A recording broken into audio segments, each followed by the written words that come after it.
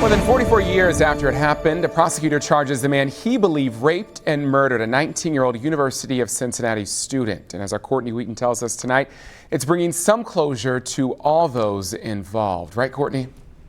That's right, Kyle. The Hamilton County prosecutor says the man who raped and killed Cheryl Thompson was named Ralph Howe. We learned he died in a car accident in 1985. And investigators now believe he was responsible for at least 3 other similar murders in our area.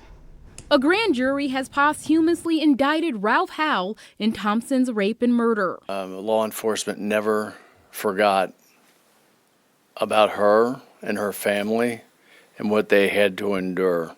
Thompson was a freshman at UC when she disappeared during spring break. She left to meet her boyfriend at a local club but never arrived.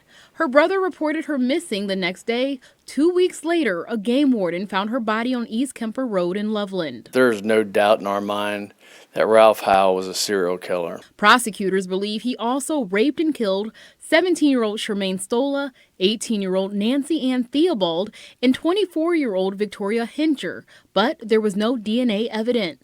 Police were able to use DNA from Cheryl's rape kit to track down family members of Howe. There was a brother who was close in DNA matching.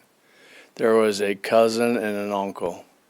All 3 agreed to be tested. It led police to Howe. Investigators dug up his grave and used his jaw to make the match. Couldn't have done this without science. Before retiring, Loveland detective Steve Moster spent decades working on Cheryl Thompson's case. He says today is about her.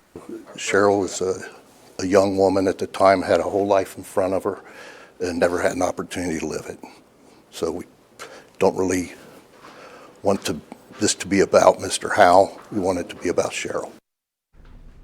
And speaking about Cheryl and the family, I've been texting with Cheryl's brother Bill, who lives in Texas.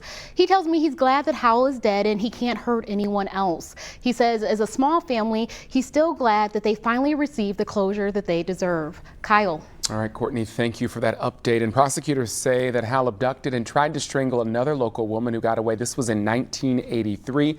He pleaded guilty to a lesser charge and spent some time in prison. The Ohio Bureau of Criminal Investigation still wants to hear from anyone with information linking him to the 3 other murders.